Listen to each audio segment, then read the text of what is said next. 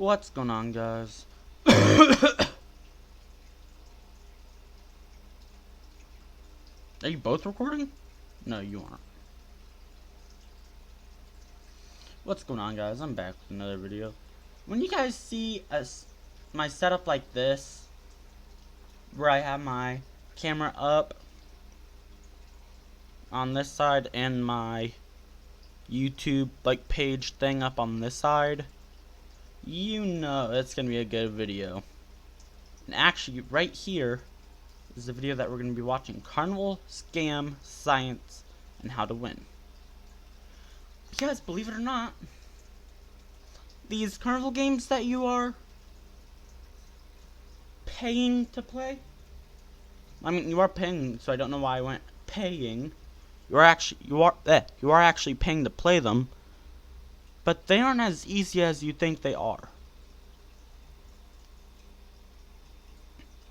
And Mark Rober, he is like one of my favorite scientific YouTubers.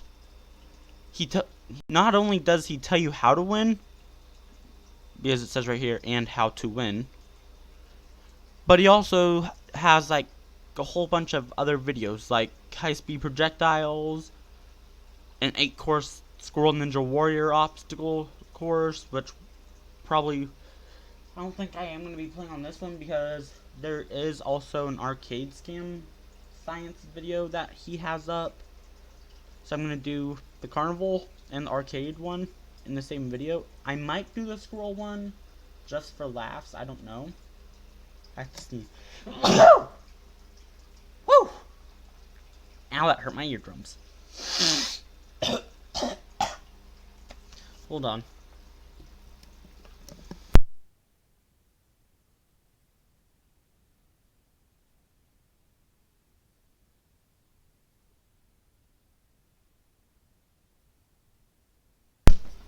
Sorry about that. There we go. My ears popped when I blew my nose. Okay then. So I blew my nose and my ears popped, so it's all muffled. So when I went, they went and unpopped. That's funny. So anyway, on with said show. Actually, I am going to make this a little bit bigger, mainly because you can still see like my blue out.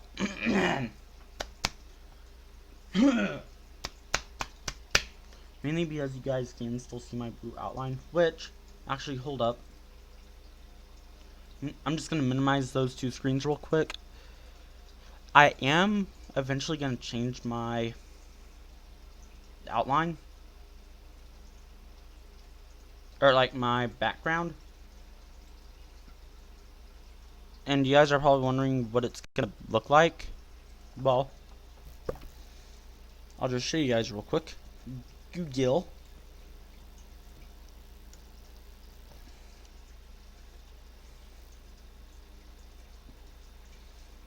Actually, I have two ideas for it. So YouTube play button.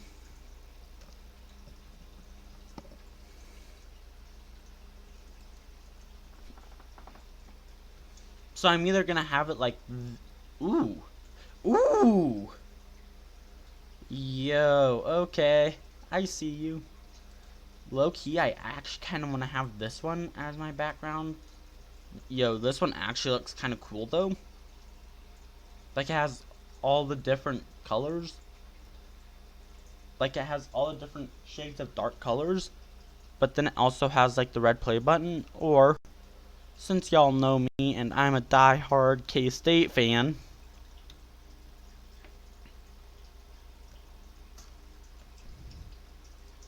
K-State logo and stadium.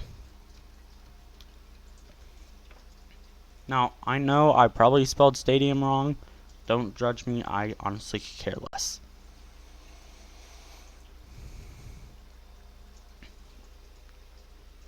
Or I kind of want to do one like, yo, Yo, okay, this one actually looks kind of cool though.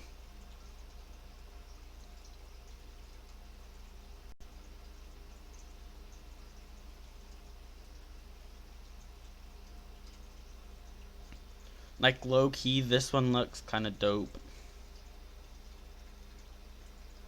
I really like this logo or this background right here. It's all white and purple. Either that or at the same time. Okay, K-State logo and stadium, George Floyd. Okay, hold on. I'm just gonna look at this real quick. Huh. Yo. Okay, so I might either like this one or this one.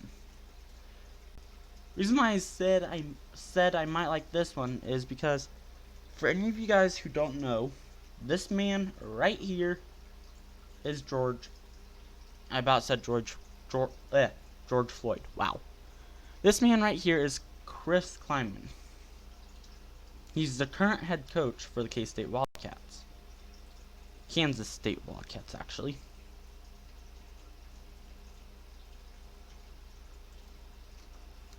You guys are probably wondering what happened to Bill. After all, his name is on the stadium, Bill Snyder Family Stadium. I wonder if he's still around. You'd think he is. This is Bill Snyder. He has been the coach for the longest time.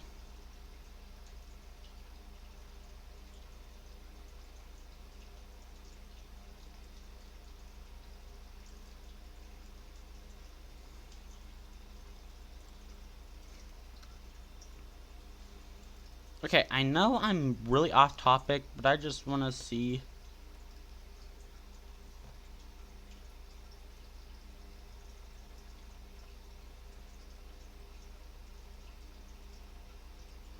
Wow.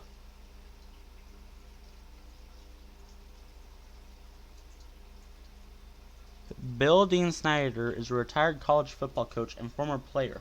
He served as the head football coach at Kansas State University from 1989 to 2005. Then he took a 4-year break, and again from 2009 to 2018. Snyder initially retired from the position from 2006 to 2008 before being rehired. Wow.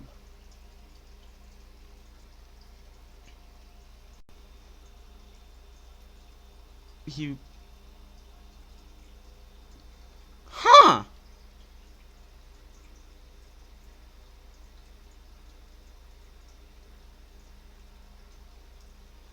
Interesting. He's like October, November, December, January, February. He's like only 5 months older than my grandpa. He's currently. So Bill Snyder's currently 80, but his birthday's October 7th.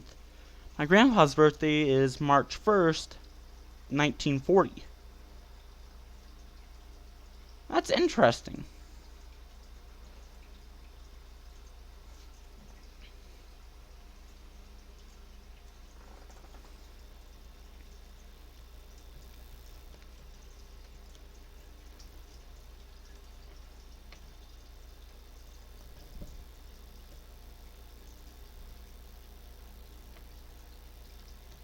At college. College football coach. And Snyder's the oldest football coach. Interesting. Snyder, the oldest coach in the FBS, which is football. I don't know what that actually means. Is 79 and 49, and is 10 years since returning to coaching. Wow. So they've won 79 games, lost 49 games. Honestly, that's not that bad, actually. So, hold up.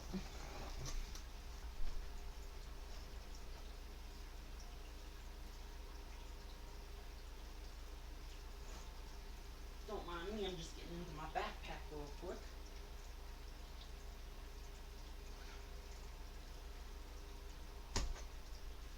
to get my trusty old calculator out.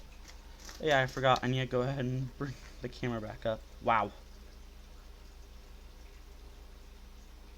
Maybe, maybe not. Hello? Yoo-hoo. There we go. So, I have my trusty old calculator out. So, 79 divided by 49. Nope. 49 divided by 79. Not bad. I mean, if he was like taking a test for how many football games they won, like the percentage of games they won, I mean, he would have technically failed here at Heston, but just barely.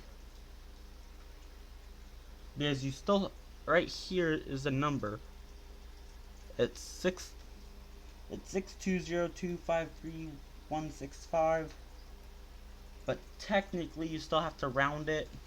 Or no, technically you still have to move the decimal over 2 spaces to the right. So it'd be 62.0253165%.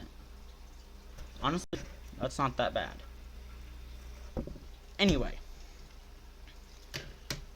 back to YouTube. Oh yeah.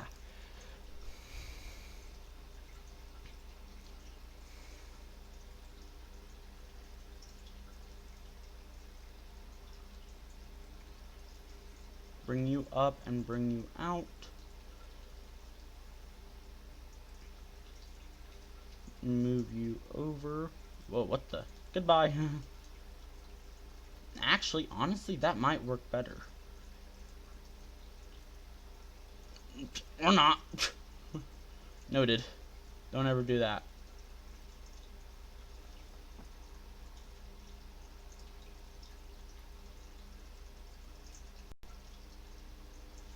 There. Honestly, that looks a lot better. Okay, anyway. On to... wow, oops. On to the Carnival Scam Science and How to Win. Yes, I have already started watching it, but it's okay, I can always rewind it. This is only like my 50th time watching it. Skip ad. Pause it. Bruh, another... oh, ad in. I was like, bruh, another ad. Standard basketball hoop height is 11 feet. 11 feet. It's no secret that carnivals exist to make money. And to do that most effectively, they employ a bunch of little tricks to make you overestimate your chances of winning. In some cases to such an extent that it's basically a scam. So I spent a couple days coming down to this amusement park and observing and collecting data on all of the carnival games. So today I'm going to tell you which games are the biggest ripoffs and the scientific reasons why. I even Nancy Drew'd how much the carnival actually pays for the prizes that people can win. But there is hope, because I'll also show you some legitimate tricks on how to win the most popular games, along with what happens when you show up to the carnival with your professional baseball playing buddy who happens to play for the New York Mets.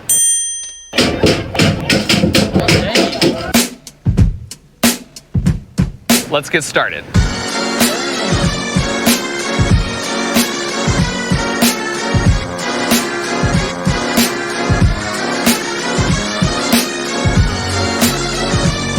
Any kind of legitimate investigation needs to start with solid data as the foundation. So with the promise of unlimited churros, I had some friends secretly help me collect data on all 24 carnival games for a full day. Not only did we capture how many times each game was played, but we also recorded how many times people actually won each game and the prize they won. And so the first observation, based on the data we collected, is that this relatively small park collects $20,000 a day off their carnival games alone. So to help frame the rest of the observations, I'm taking a quick tea.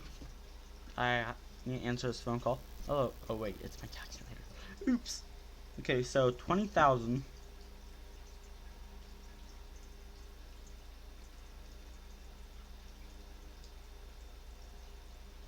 is how much, like, just the individual games that you have to pay to play is. Like, how much they'll make just from that. Wow, that's rigged. We'll divide the games into 3 groups. The first group, you've got the random chance games. Games like these, where no skill is involved and you're basically just rolling dice. And for the second group, you have your skill-based games like the basketball shot, or the milk bottle throw, or the basket toss game, where if you bring some kind of skill or strategy to the table, you can increase your chances of winning. And the final category are the games that are pretty much impossible. These ones are borderline scams. There are 3 games in this category that lots of people attempted and nobody won. And if they did win, like in the case of the ladder climb, it was for a very specific reason, which I will address later. So let's start by talking about the random chance games. Calculating your chance of winning here is pretty straightforward. You just divide the winning outcomes by the total outcomes and you get a percentage. So in this case, there are about 1,600 total cups. Okay, so I'm gonna check his math. I'm obviously not going to count the cups because I don't have time to count 1,600 cups. So I'm just going to trust him on that. But I am going to count the yellow cups, and the red cups, and the blue cups, and the green cups, and the gold cup. Actually, I don't have to count the gold cup. There's only one gold cup.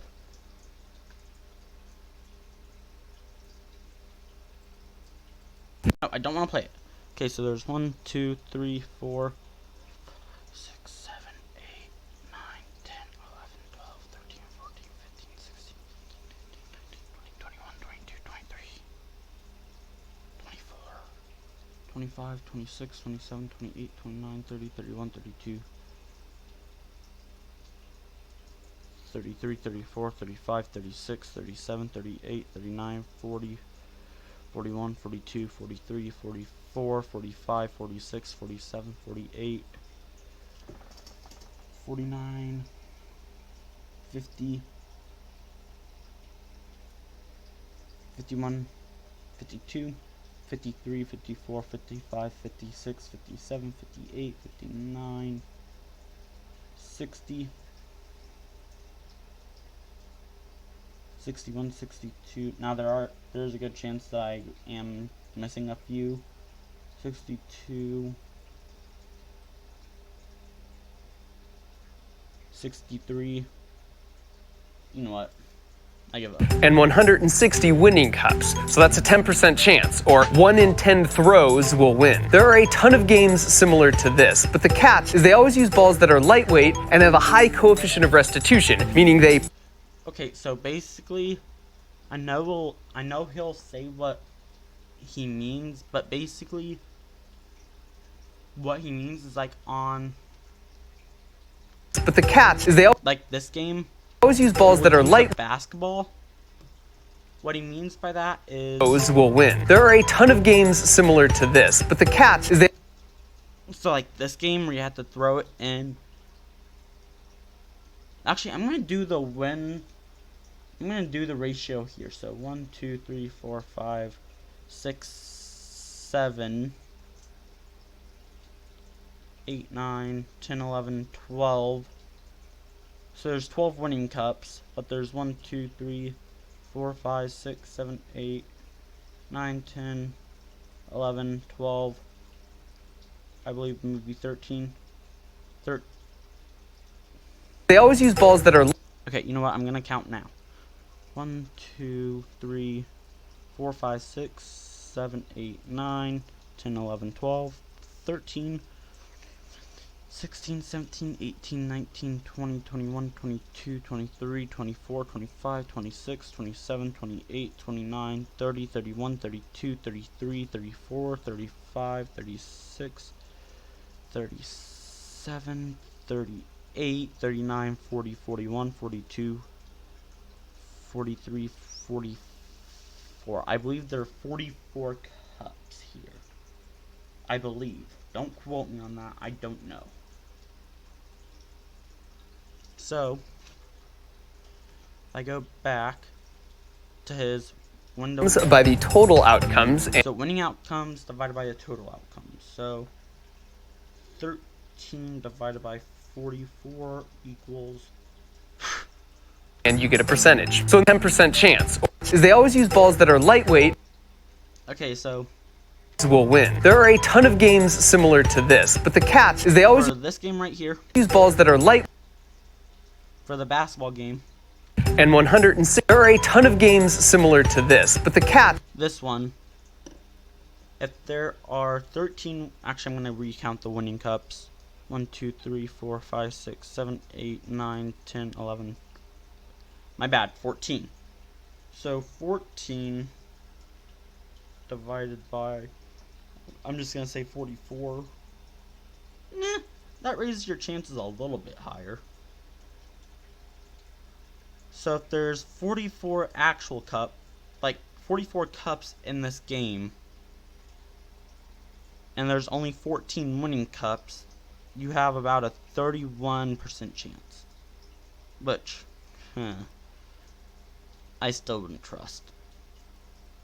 is they always use balls that are lightweight and have a high coefficient of restitution, meaning they bounce really well off things. This makes it much less likely the ball will end up where you originally aimed it. To illustrate this point, think how much easier this game would be with beanbags, which are heavier and don't bounce. With a ping pong ball, however, any imperfection in the aim of your original throw is magnified, which essentially randomizes things. If you have no skills, these are the games that you want to play. But don't get too excited, because even when you win, you lose. After some investigative work, I uncovered the source where they ordered their prizes from, and so even if you got lucky and won on your first throw, it would cost you $1.50 for a prize that cost them 45 cents. But you usually don't get it on.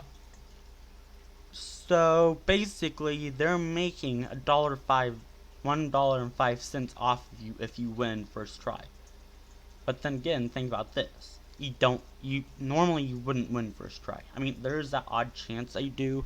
There's that, like, I believe, let's see here, 1, 2, I said 31% chance, so 31, there'd be a 69% chance of you winning, or no, of you losing on your first try. So yeah, on your first try. So treating this as an expected value problem in statistics, it would take you an average of 5 times to land it in a yellow cup, which means you pay $7.50 for something that cost them 45 cents. Okay, so 750 minus 45. Why am I grabbing my calculator for that? Because I know it, but I just want to make sure.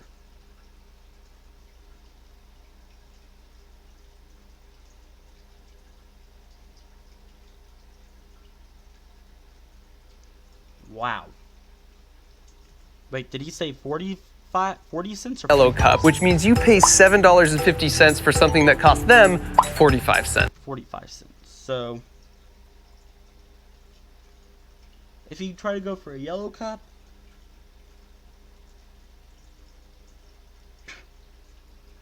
and it takes you that many tries to get it, well, let's see here.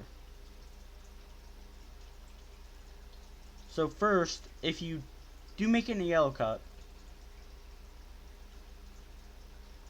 and you play it until you win, and you win on, like, I'm not sure what it is,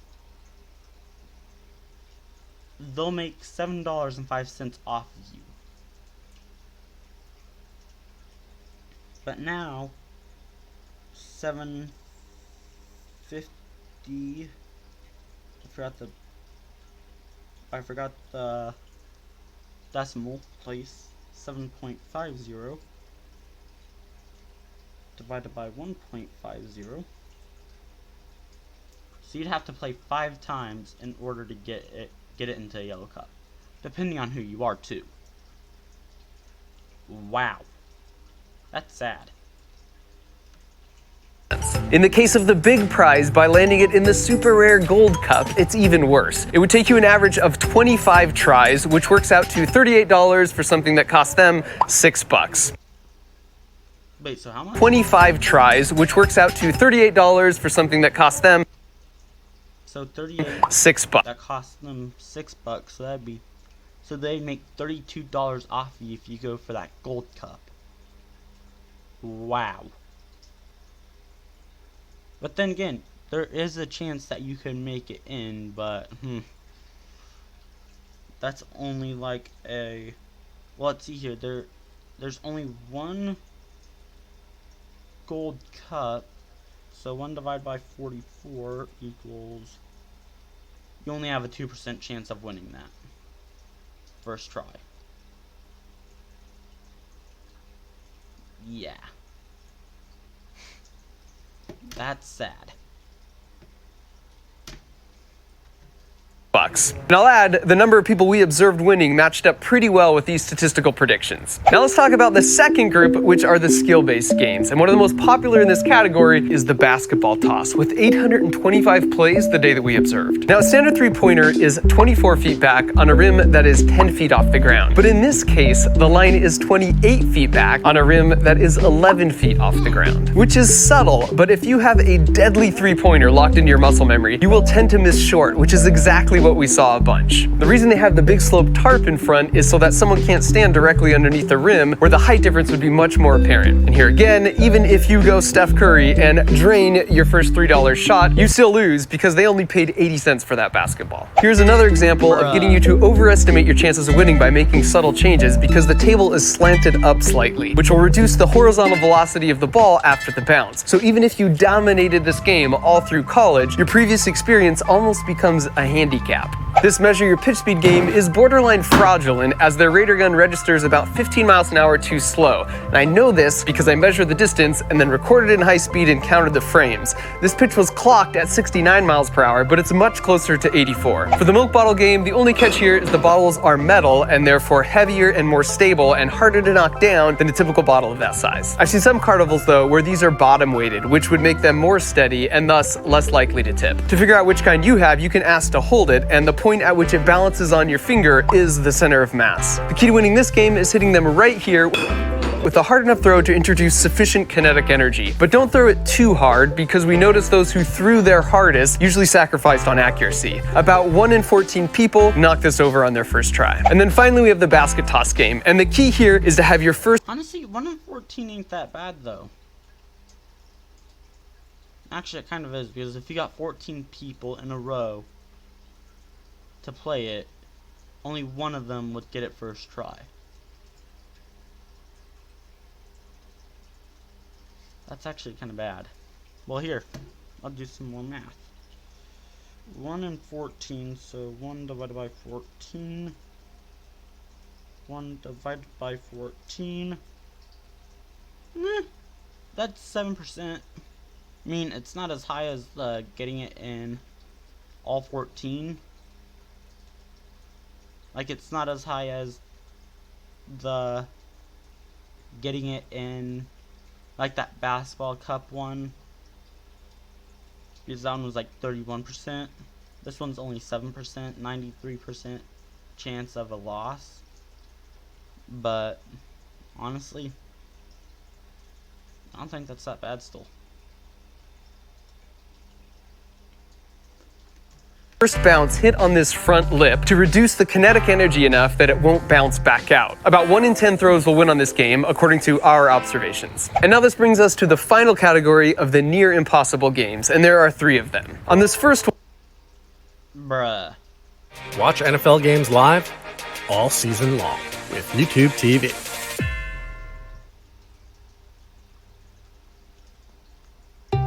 Get more time to do your thing with easy-to-use email marketing from Constant Contact. First one, the goal is to shoot out this red star completely with this automatic BB gun. So the best strategy is to basically shoot a circle around the star to cut it out. Not only are the guns not accurate or precise, but the bigger issue is that you start out doing really well because there's enough surrounding paper for the BB to easily rip through like this. But Newton's third law tells us that you can only push on something as hard as it can resist your push. So at the end you have these barely supported pieces of the star that just move out of the way when the BB comes without building up enough stress to rip the paper. Out of 120 plays, we saw nobody win this game all day. This ring bottle game is also impossibly difficult. So for the record, if you guys are wondering why I'm not doing the math anymore, well, that's because if you see 0 people win out of 120 that have played, that's simple, that's 0%. So that's why I'm not doing the math, because I already know that. Again, it's a lightweight object that's really bouncy to encourage randomness, but the actual inner diameter of the ring is really close to the outer diameter of the bottle. This means that any throw besides this pretty much perfect one will send the ring bouncing away without settling in on the bottle. If you really want this bear, I suggest going on Amazon and getting it for $47. I literally can't tell you how much money this will save you, because of the 840 rings we saw thrown, none stayed on a bottle. Which brings up sort of an How many rings? Save you, because of the 840 rings we saw thrown, none 840 rings thrown? Yo, that's like crazy. 840 rings thrown. Wow. stayed on a bottle. Which brings None up of sort them of an stayed. obvious rule of thumb. If you want the feeling of winning a game, do not stop at any booth that offers really big prizes. And for the final near impossible game, let me reiterate that as a carnival owner, the most lucrative games are those which the customers overestimate their chances of success. No game is a better example of that than the ladder climb. There's a subtle issue with this game that I think people realize but don't internalize the significance. The ladder converges to be supported on the wall at 1 point instead of 2. If it was attached at 2 points, it's like crawling across a rope bridge, which is pretty easy. Let's pretend this is you, and if you shrunk all the weight of your body down to the average location, we call that spot the center of mass, which we'll mark with this dot. And once again, we can double check this is the right spot because it balances perfectly on one finger. If you draw imaginary lines connecting the different support points, that creates an area, and as long as your center of mass dot is within that area, it's impossible to fall off. But as soon as your center of mass dot is even a little bit outside of the area of supports, you start to rotate and fall off. And this is true no matter which way you orient it. If you've ever bent over to pick something up, you actually know this fact, whether you realize it or not. In this case, the region of support is between the back of your heels and the tips of your toes. When you reach over, you will naturally move your butt back to keep your center of mass in between those support points. And if you don't believe me, try picking something up while standing against the wall so you can't move your butt back. At the very moment your center of mass gets beyond your toes, you start to tip over. In the case of the ladder game, you're only connected at 1 point. So even though it looks wide because of the ladder rungs, that area of support reduces down to a line. So if you don't keep your center of mass directly above that line, you will start to rotate and fall off. In other words, to win this game, you basically need to be able to crawl across a tightrope. And you might think, well, I can do a slack line, so I can do this. But a slack line is actually much easier for 2 reasons. You can flail your arms and legs out to adjust your center of mass to keep it directly above that line of support. And your center of mass is higher, increasing your mass moment of inertia, making you more stable. In the same way, it's easier to balance this umbrella when it's extended versus when it's collapsed.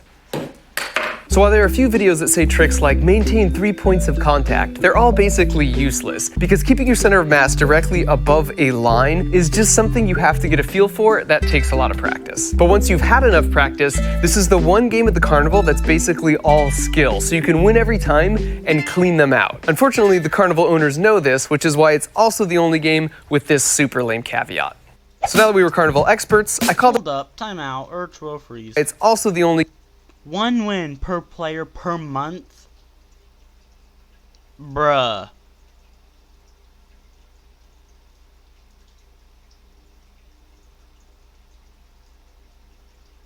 Bruh. $3 per play or 2 for $5?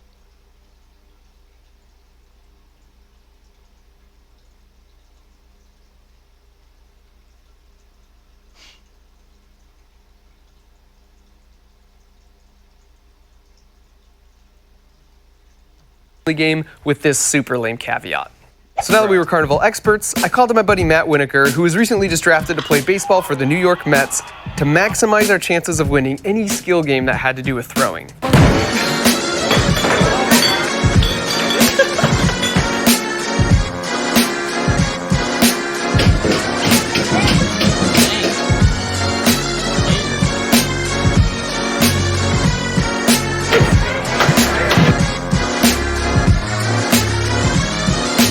So clearly Matt had a deadly lock on any throwing game, but basketball is more my game. So to finish off the day, I decided I would bring his ego back into check. But as it turns out, if you are a world-class athlete in one sport, you are a really, really good athlete in all sports. So in conclusion, you should play the games if you think they're fun. Just know the odds are heavily stacked against you, so if you lose, it's NBD. Unlike this guy who lost his entire life savings playing carnival games. And if your motivation Okay, hold up. What NBD. Unlike this guy, who lost his entire life. A New Hampshire man who thought he had a decent ball toss says he lost his life savings for about $2,600. Okay, so let's just say each game's $1.50. 1.50 divided by, or no, I want to go 2600 divided by 1.50. Bruh.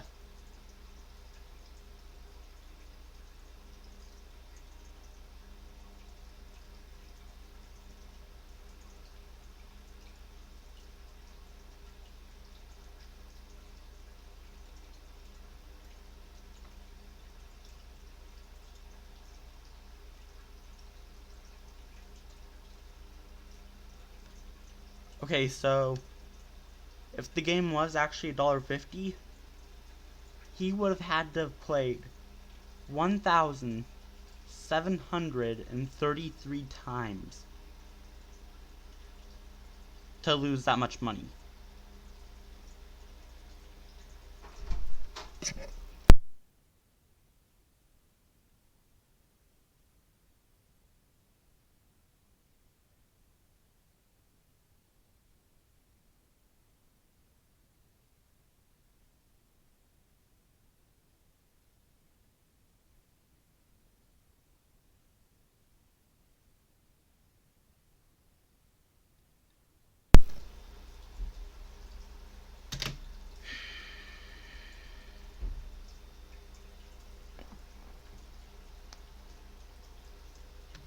Life savings playing carnival games. And if your motivation is to gain the love and admiration of someone special via a stuffed animal like this, you don't need carnival games to do that. Amazon works totally just as well. I just bought this for you, my lady.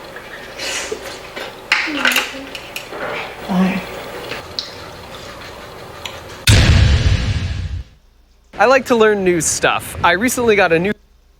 So yeah, rigged. So what about this one? You guys are wondering. Okay, but you guys may be wondering. Okay, but what about arcade games?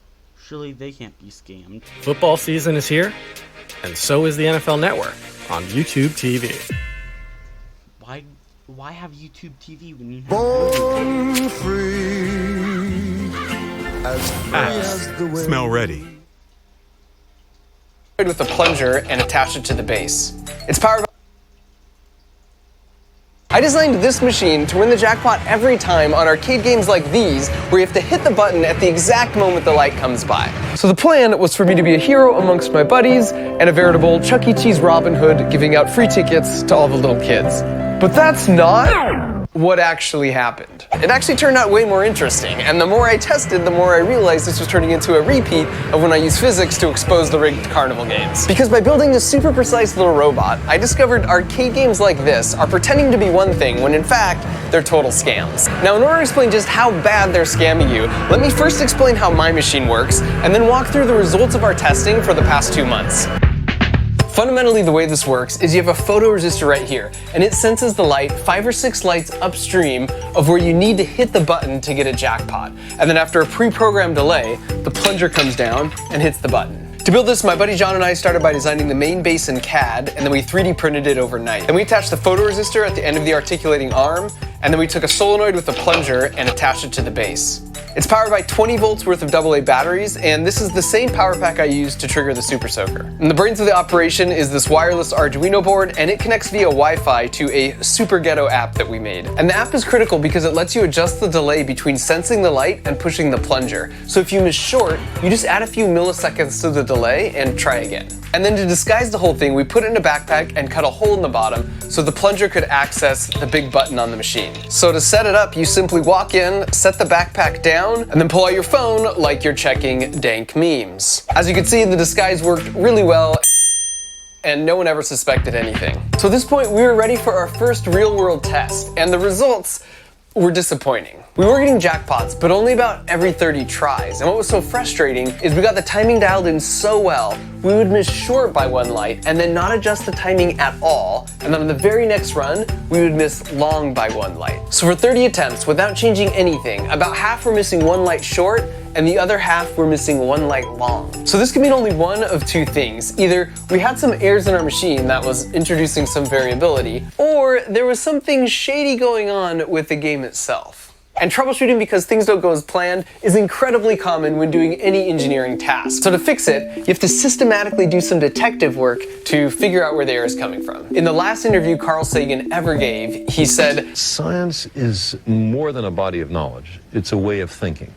So here was our thought process. I knew if I could prove that my machine was super precise, then the only reason we weren't getting a jackpot would be because the game was rigged. So I needed to start by looking at any potential sources of variability error in my machine. There were only 3. So it could be the photoresistor, the solenoid, or the Arduino. There was one external source we considered, and that was light pollution from all the flashing lights in the arcade could mean the input to the light sensor was too noisy and therefore not repeatable. Now there's a trick when it comes to troubleshooting where you test several potential error sources at the same time. And if I can get really precise results within this loop, then I know that none of those components are the source of the error, without having to take time to test each individually. So to test all 3 of these at once, we made a simple app that flashed a white screen and started a stopwatch at the exact same time. And then we set the trigger for exactly 1 second later. And sure enough, we were getting results with 1 millisecond precision. We also repeated the test with an incandescent bulb just like the game and got the same super accurate results. Now to appreciate that 1 millisecond of precision, 1 flap of a hummingbird wing takes 12 milliseconds. So 1 millisecond is literally this long. If you pull out your phone and try and get the stopwatch to land on 4.00 seconds, that's really hard, and this is just to 2 decimal places. I had some friends of mine use a timer app that went out to 3 decimal places, which is milliseconds, and then I challenged them to land exactly on 4 seconds. And in 100 tries, these mere humans, with their pitiful non-machine reaction times, were only able to do it once. Whereas my robot can do it pretty much every time. So there's definitely no error coming from the hardware components, but maybe the sensor is being told to trip at different times because there's so many additional flashing lights in an arcade. And to investigate that, we looked at the signal data from the sensor, which looked really noisy and low like this, until you see a spike in intensity every time the light would come around, which is when the delay countdown would start. Because we had such a narrow field of view on the sensor, when we compared the time between each of the peaks, it was also precise down to the millisecond. So light pollution wasn't the issue either. With this in mind, I headed to a different arcade with some family friends and their kids to see if things would be any different. And we did win a few jackpots.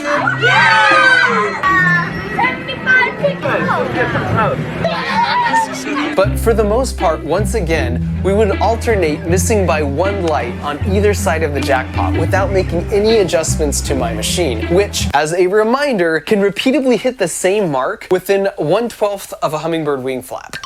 And so at this point, it was pretty clear that these games just randomly hand out rare jackpots. But just to be sure, I did some digging and was able to locate a 25-year-old manual for the Cyclone arcade game. And sure enough, if you flipped all the way to the back to page 31, it states the machine owner can specify how often they want a jackpot to be won. Which actually makes sense, because in our testing, a lot of times we'd hit a jackpot right away, and then go through a dry spell until we would finally hit a jackpot again, on average maybe 30 games later. And so in conclusion, my issue here isn't that this arcade game makes money for the arcade owner. My issue is this arcade game presents itself as a winnable game of skill, when in reality, it's a random dice roll that is heavily stacked against you. And if you recall from the Carnival scam video, the most lucrative games for the Carnival owner are those where people overestimate their chances of winning. That is exactly what happens in this game, especially when you might play a few games and get it to stop 1 light short or 1 light long, thinking you were so close to getting a jackpot, when in reality, you weren't close at all. In gambling psychology, this is known as the near miss effect, and people will spend much more money to try and win because they think they can just do it on the next one. And for that reason, it should come as no surprise that this scam machine is considered the highest earning redemption arcade game ever made. So if I were you, I'd save your tokens for Skee-Ball. There's a plunger in the backpack, and then it pushes down on the thing. Is that cool?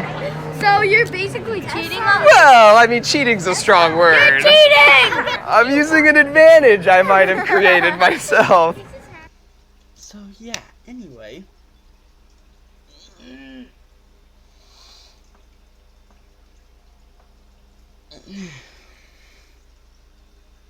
So yeah, anyway. Arcade games? Well, some arcade games, not all. Like the claw machines. And the one that he just did. And I think it's mainly only those two. Those two are scams. They can be programmed to let someone win once a night. They can be programmed to let someone win, but not that often. Now, skee ball, basketball,